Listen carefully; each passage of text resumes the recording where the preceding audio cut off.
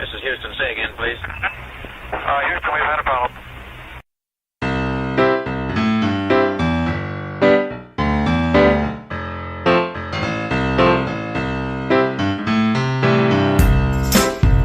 From Houston, Texas, this is the Liberty Root Podcast. We hold these truths to be self-evident, that all men are created equal, that they are endowed by their Creator with certain unalienable rights, that among these are life, liberty, and the pursuit of happiness. I can hear you. The rest of the world hears you. And the people who knock these buildings down will hear all of us soon. History is absolutely crystal clear that there is no alternative way so far discovered of improving the lot of the ordinary people that can hold a candle to the productive activities that are unleashed by a free enterprise system. Ask not what your country can do for you. Ask what you can do for your country. Hello, everybody, and welcome to the Liberty Root Podcast on this beautiful Wednesday, Hump Day. We are on the home stretch towards the weekend. Hope you guys have been having a great work week so far. I want to start off the podcast today by saying, what is it with Americans' perception quickly turning into one where the citizens of this country are less important than the illegal immigrants who are coming across the border? I mean, everything is being catered to them, all while the citizens of this country are being degraded and stripped of their rights just to appease illegals who are coming into this country. Isn't it supposed to be America first? And any time that we stand up and fight the liberals on this issue, we are deemed racist and hateful. It's like the liberals get a high off of this vision, this country being a massive welfare state. It's the liberals and Democrats who are the ones who are actually racist. They want to have as many people as possible flooding across our border, getting citizenship instead of them being sent back to their country because the Democrats know who they'll vote for. And I do believe that is the only reason, or the main reason. I guess it's probably not the only reason, but the main reason is just because of the voter turnout. They know if they get illegals, they're going to get citizenship one way or another, and then in turn they'll vote for Democratic candidates. You see, immigration isn't a benefit program for aliens. The purpose of immigration is to benefit the American people, not the other way around. But we don't hear about that. All we hear is that the illegals and how we need to show sympathy towards them and wah. Immigration, though, is meant to prop up American business, not drag it down and ultimately destroy it. Immigration isn't to dispatch a ploy to puff up a certain political party for the forecast of how one will vote. That's not what immigration is. Because these illegals they're coming across the border in hopes that these liberals will grant them citizenship once they're here. So, I mean, who else are they going to vote for? I mean, they're breaking the law. The Democrats are for them breaking the law. So, I mean, who else would they vote for? And of the Republicans, or the good Republicans, what is left of the Republicans that are good, they're at least backing our laws, and anyone with a brain in their head would do the same because they're laws. So, of course, the illegals would vote liberal because that's who's applauding them. I mean, you don't run from the one who's feeding you. And with this whole RAISE Act, I mean, I completely agree with Trump. It's commonsensical. And in the RAISE Act, it states that applicants can't do chain migration, which means blood relatives and everybody and their mother and brother, sisters, aunts, and uncles can come into the country by following one, either with a green card to get into the country. They must speak English. They must be able to financially support themselves and their families and demonstrate skills that will positively contribute to our economy. Now I ask, why is this controversial in any way? It didn't used to be. These were the American rules. But the liberals swoop in and say, oh no, what is this? This is awful. These people have to contribute? That's ridiculous. They have to speak English? They have to bring something of value and worth into this country? That's preposterous. We can't keep all these people who don't meet these guidelines from coming into the country. Yes, we can. We are a country of borders, last time I checked, that holds true to our beliefs and our history. But the issue is, liberals hate Americanism. It's the plague to them. They want the country to become a welfare state, because that will be beneficial to their personal agendas. You know, the stupidity on the left is as far as the eye can see. To them, though, this is progress. This is the formation of a new and great America. You see, I actually used to love the word progress when relating to furthering one's education or when it comes to achieving a goal. But now when I say progress or I hear it, it's a dirty word to me. It got mucked up when Obama tried to coin the word progress, just like Trump tried to do with "you're fired." And if Obama and the liberal hacks were successful at anything during the presidency, it was them being successful for forever making that word a dirty one. Furthermore, with Trump's RAISE Act, which I will keep emphasizing that I love it and I totally support it, well, it goes on to say that it will fight against welfare and it will keep hardworking Americans from being displaced. Trump's RAISE Act is perfectly aligned with our Constitution. But the liberals hate the Constitution, and they will do anything and everything that they can possibly do to destroy it and throw it in a field so a cow can make a patty on it. The liberals think that anything they speak of, whether it be for something or against something, they think that just because they say it, it is forever embedded into our Constitution. When in all actuality, everything that they stand for and they say deserves to go to one place, and that place is the incinerator. The RAISE Act, getting back to that, just won't let anyone come in and collect on welfare. But the liberals, again, are perfectly fine with that, as if our welfare state wasn't bad enough. Also, the RAISE Act will offer a raise in pay for employees of companies who choose to comply with these rules of the RAISE Act, such as only hiring skilled and trained workers that are immigrants, or if they are immigrants. The act will also reestablish the bond between America and its citizens. The structure of the act will put the need of Americans first and America first. The act will also benefit the immigrants who are qualified immigrants who are coming into the country legally, to make it become more easier to assimilate into the country once they are here. This proposal by Trump and his administration isn't just great, it's absolutely outstanding. Yep, I said it. Me, Bryce Massengill, said Trump and his administration with the RAISE Act, is doing a phenomenal job. And please, with all of this, don't get me wrong. If immigrants want to go about all of this the right way, and they want to come in with their own money, start their own businesses, and they can speak English, well, good for them. I'm all for that. After all, that is the American dream. And I'm not going to play that down in any way, and neither is Trump. But this isn't what's being debated here. What's being debated is the fact that Democrats hate the idea of people being successful in this country. American people being successful, that is.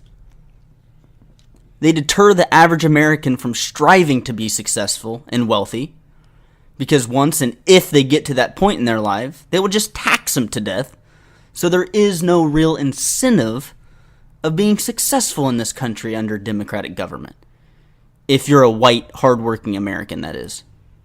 And thank God Trump is in the White House when it comes to this particular issue and not Hillary. I mean, can you imagine? I mean, I can imagine, but man, I don't want to. But wait. It's us, the conservatives, who are the racist ones. We are the ones making things difficult for everyone. Well, if you give them the opportunity to, this won't be a problem. You see, the liberals like to spout from their drooling mouths that, well, you see, these are jobs that Americans don't want. But what are all these jobs that Americans don't want? What are they? All the liberals want to do is put down the American. And it happens so much I'm beginning to dry heave because of it. Americans built America, and yes, immigrants too, but the difference is we let those immigrants in, and with the purpose of helping to build up this country. It wasn't just a free-for-all, and that everyone come in, get a job, take jobs away if you have to, and Godspeed and good luck. It wasn't like that. The immigrants of those days were welcomed by all for fabricating what we have today. But that's not what's happening today, even though the Dems want you to think that it is. It's just the opposite. You know the expression, beauty is in the eye of the beholder? And that expression is great in relevance to what that's pertaining to.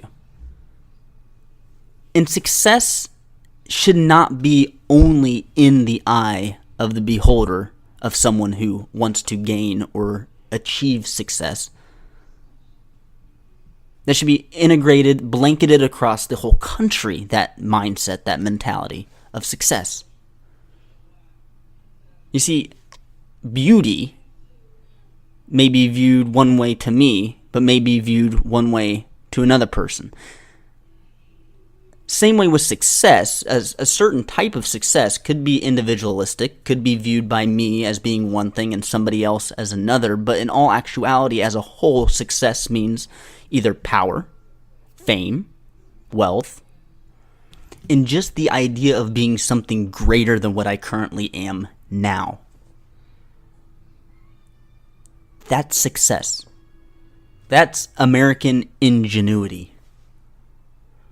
And while I welcome people from other countries who bring something new to the table, why I want that kind of immigration into the country, I will and I for always will be indebted to my fellow Americans that they get what's first, that they get what's best, and everything else comes secondarily to that. And that's not a racist remark. That's not condescending. That's not putting one race over another. That's simply being an American. That's simply living out the American way. And that's simply me saying I will stand with my fellow countryman through hell or high water. Back in a second.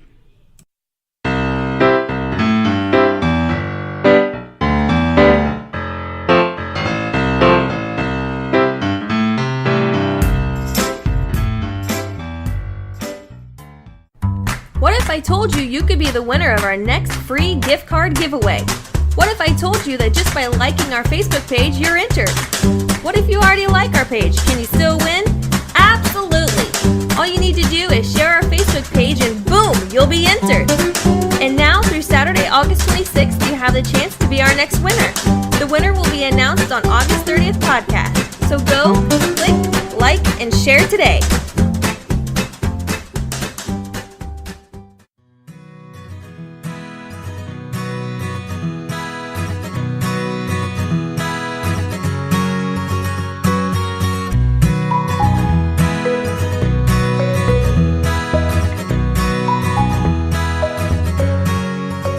Hello, everybody, and welcome back to the Liberty Root podcast.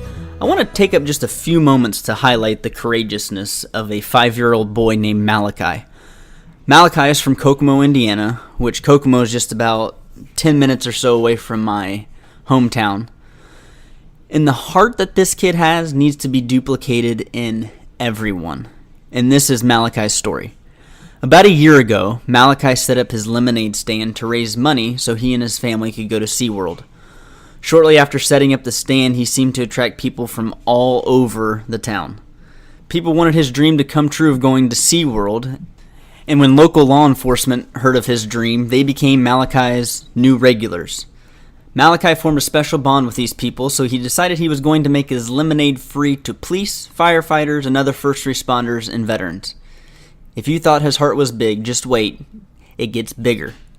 About 2 weeks ago, Officer Aaron Allen with the Southport Police Department was responding to a vehicle accident. When he went over to the passenger side window of the vehicle to check if the driver was okay, the driver opened fire on Officer Allen, striking him 14 times. Allen would succumb to his injuries.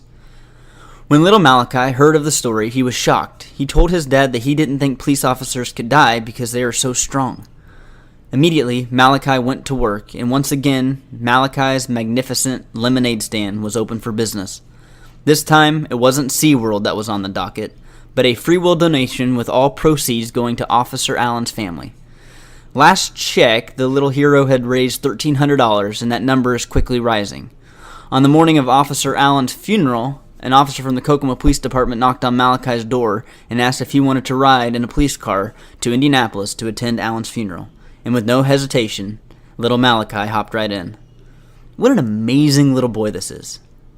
And if you want to help Malachi raise money for this fallen hero and you want to figure out a way how you can donate, they set up a GoFundMe page, and the website for that is gofundme.com/fallen-lt-aaron-allen. Wow. Remarkable little kid. Back in a minute.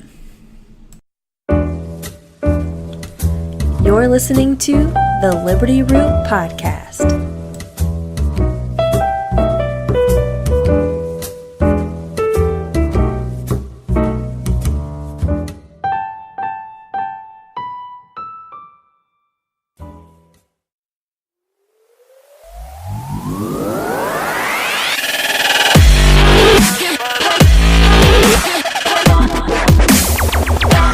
Hello, ladies and gentlemen. Welcome back to the Liberty Root Podcast.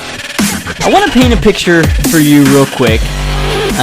So say a patient goes into the doctor's office for his yearly physical, and the doctor says, everything checked out fine, but you could afford to shed a couple pounds because you're a little overweight. Now, that seems like that's in the best interest of both the doctor and the patient. The doctor, he's giving advice to make the patient more healthy, and the patient, by taking the doctor's advice, will ultimately become more healthy, correct? Well, not so fast. Now, if a doctor, encourages a patient to lose weight and says, you're a little overweight, you could afford, to shed some pounds, it is now called medical fat shaming. I kid you not. That's what the liberals are now calling this, medical fat shaming. And I'll give you a little bit of the story behind this, and here it goes. Connecticut college psychologist Professor Joan Chrysler, and just the name Joan Chrysler sounds like a flaming liberal to me. I don't know about you guys. But she is warning against doctors engaging in so-called medical fat shaming with their obese patients, which includes, but isn't limited to, advising the patient to lose weight. So an overweight person comes and sits in the office, and kudos to the overweight person if they know that they're overweight for even scheduling a physical to go into the doctor's office. I mean, that takes a lot of courage to be able to do that. But the patient's going in there, and I'm pretty sure that they know that they're overweight going into this appointment. I don't think that they, got up, got dressed, got in the car, headed out to the doctor's office, opened the door. The doctor told them that they were overweight, and they said, "What? You've gotta be kidding me. I mean, I don't think it works that way, but I've been wrong in the past, and I could be wrong on this particular instance. But I want to go back to what the professor says. The professor essentially argues that fat patients are told to lose weight by their no-good, fat-shaming doctors. Instead, they need to be recommending CAT scans, blood work, or physical therapy, as they would for average weight patients. Such shaming, says Chrysler, is mentally and physically harmful, can stigmatize a patient, and lead to a misdiagnosis.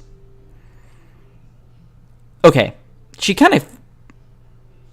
I don't understand what she's getting at, because she is saying that overweight patients should be compared to average weight patients, but how does that make any sense whatsoever? Because average weight patients, I assume, are in better health than overweight patients, so when average weight patients come in, maybe the types of things that they need is just a simple CAT scan, blood work, and physical therapy, I guess, which I don't understand the physical therapy thing. I mean, are these people injured that are coming into this office? I don't understand. Are they brain dead? CAT scans? I mean, I understand blood work for, simple sicknesses or illnesses, or even to check for things in their blood, but CAT scans or physical therapy, they just need to be exposed to that instead of, the doctor saying, hey, here's the issue, you're overweight, you need to drop some pounds, we can do this, I'm going to be right there along with you.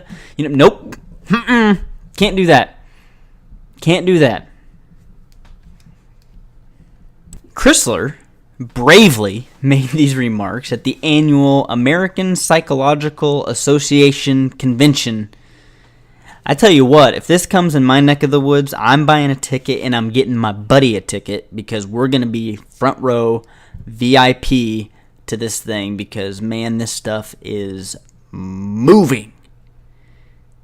Anyways, this convention is where the professor gave a presentation titled Weapons of Mass Distraction, Confronting Sizeism. She goes on to say, disrespectful treatment and medical fat shaming in an attempt to motivate people to change their behavior is stressful and can cause patients to delay healthcare seeking or avoid interacting with providers, warned Chrysler. So I come to the conclusion that there's two types of overweight people, apparently. The one who realizes that they have a problem and wants to seek proper medical attention and get on the right plan to do the right thing to become healthy. And then you have Chrysler's people, who apparently are the ones who, they know they're overweight. They want to go to the doctor, though, just so the doctor can make them feel good, not in an attempt to make them better in any way, just them to come in, sit down, the doctor say, you know what, you're a little overweight, but it's no problem, you're right on track, good job, here's a sticker, get out of my office. And I'm sorry to tell you, the people taking, Chrysler's advice and standing up against these doctors saying, hey, all doctors need to be treating their patients like this, I'm pretty sure, I don't know, but I don't think the life expectancy is probably as good than the good doctors who are actually doing their job. I mean, can you imagine what the doctors are feeling right now? They get out of high school and they go into college and they study in college medical field for 8 or sometimes longer, 12 years, and they get out with the intention of helping people. Not the opposite, like Chrysler's wanting. She just wants a feel-good society. She doesn't want truth-telling. She doesn't want hard, factual evidence on what needs to be done and what needs to be said. She just wants an environment of people feeling good. Not living longer, just feeling good. I mean, I guess doctors now would just fling open the doors of the hospital hallways and bust through and say, instead of calling me Dr. Massengill, from this day forward, I am referred to as the medical fat shamer. Because to me, in this article, the medical fat shamer is simply the hero. Because he is the one who's actually doing his job, doing his due diligence. And if somebody of overweight comes in, whether that be 10 pounds or 80 pounds, the doctor's going to say, okay, you're this much overweight. It's not a problem. We're going to get you healthy. Here's what we're going to do. Let's start today. Are you on board? Patient hopefully says yes and sticks to the plan. All is happy, and all is well.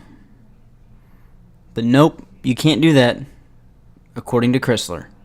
She goes on to say, fat shaming is a serious concern. I mean, it's an epidemic. Girls have committed suicide after being fat shamed in social media. Chrysler told the Campus Reform. Fat shaming from healthcare providers can also have serious physical and mental health consequences. I want to see the statistics on this. I mean, they must be astronomical coming out of the medical field where doctors are fat shaming these people for her to be so concerned with the matter. Or could it be the contrary? Which I think this is what's really going on.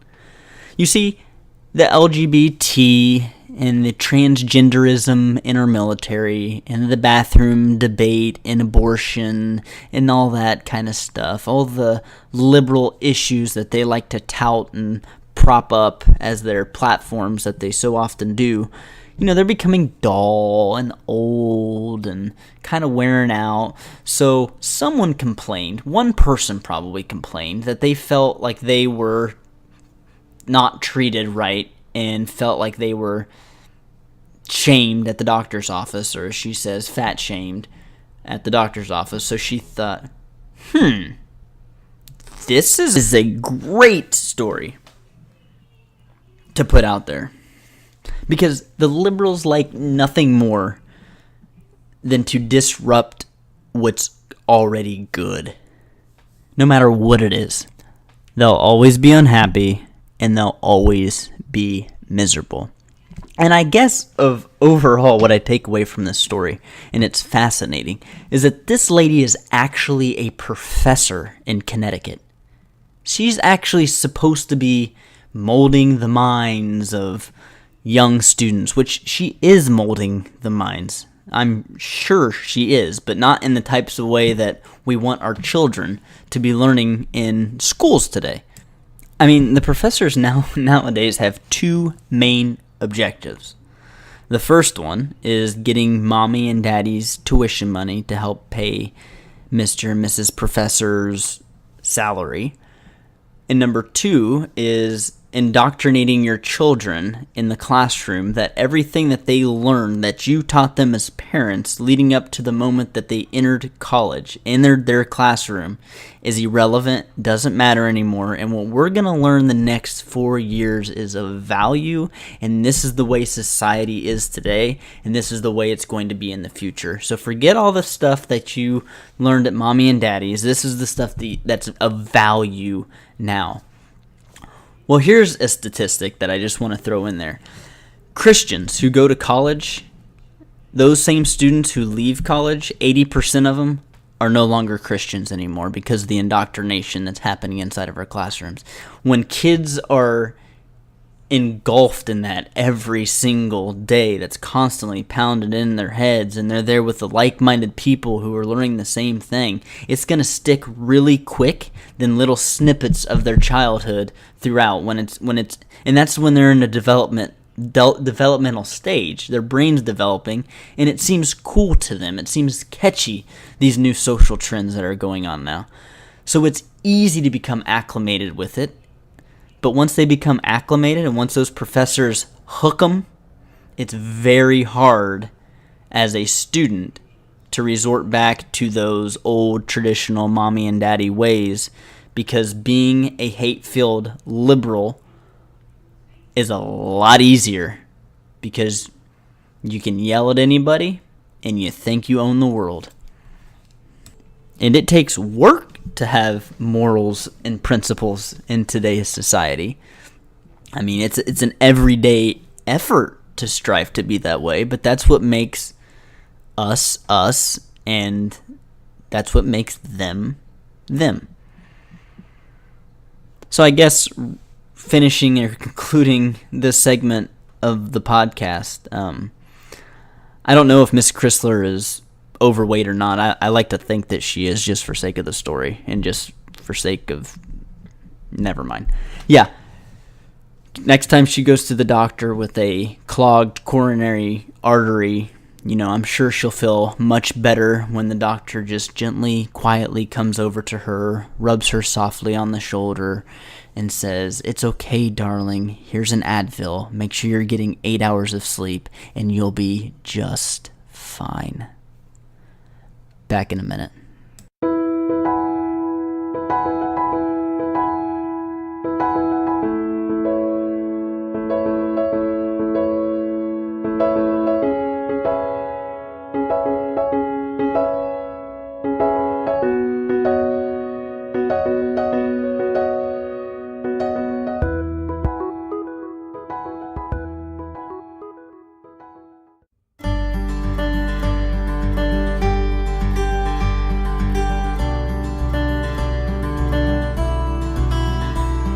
The year was 1775, and the notion of independence was still just a dream that danced in the heads of those involved in the Second Continental Congress. The pursuit of liberty and independent colonies was at this point something that most wanted, but the way of going about it, some still had much reservation. Debate in the State House was convening every day, sometimes in upwards of 12 hours in one sitting. Some debated over whether to part from Britain rule and gain independency, and others debated in favor of reconciling their differences and become truly one entity. However, one man held no reservations about his feelings with the state of his country. Thomas Paine, Brit by birth, he was a gifted writer, philosopher, political theorist, and a revolutionary. Paine migrated from England in 1774 with the help of his friend Benjamin Franklin. His arrival into the colonies seemed almost planned, almost like a godsend. He arrived just in time to be a part of the American Revolution, and the part he would play would be a crucial one and a very moving one. For years, Paine had viewed the story of America, but playing out from a British perspective. He saw a fire burning in a land of courageousness, rightfulness, and a course charted for independence. He knew that fighting for something greater than him was definitely worth every bit of the fight. Soon after arriving in America, he began to put ink to paper. He wanted to be able to express his strong opinions on the importance of independency. He didn't want his word to just be splotches on paper. He wanted it to spread like fire across the colonies. He wanted it to be a piece of discussion in every tavern, shop, and eventually, unbeknownst to him, a crucial point of discussion in the Second Continental Congress. In his pamphlet, he showed just how crucial it was for America to break free from oppressive Britain and to adopt its own independency, standing firm within the liberties provided by its people and not a ruler. It seems as though once Paine dotted his last I and crossed his last T, the fire in which he hoped would spread, in fact, did. Within just a few days, it seemed as though everyone was talking about Paine's pamphlet. Even local newspapers copied it on their front page of their editions. People were relieved that finally someone with their thoughts was able to interpret it in writing. The impact of Thomas Paine's common sense is known today to be a huge factor in why some of the delegates changed their minds and decided that freedom and independency was not only right, but it was just. Common sense was referenced immensely during the congressional meetings, and it played a tremendous role in the influence of our independence. Paine, being of British descent, saw the power, importance, meaning, and the great promise of a free and liberated America. America was now Paine's new home, his beautiful, prideful, and now independent country. The home from which he came granted him a role in society and a certain livelihood, but the home which he came would not grant him freedom. He understood the importance of the latter.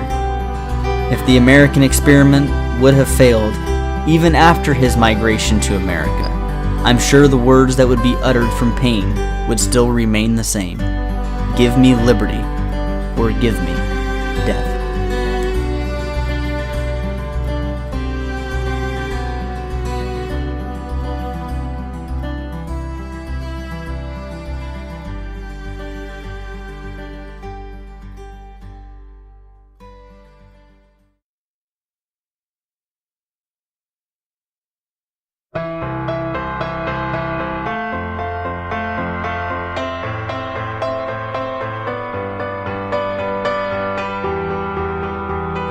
Well, ladies and gentlemen, we are entering into the saddest part of the podcast, and that's where we say so long. But I do want to let you know that we got some exciting news coming up. Liberty Root Podcast will be moving to iTunes. Hopefully we get this done here in the next couple weeks. We're not going to remove the YouTube feed. We're just giving you another outlet to be able to download our content. So stay tuned with details pertaining to that. Well, I enjoyed our time this Wednesday just like I do every Wednesday, and I look forward to seeing you next week here at 7 p.m. But until then, live life, restore liberty, and pursue happiness. Good night, everybody.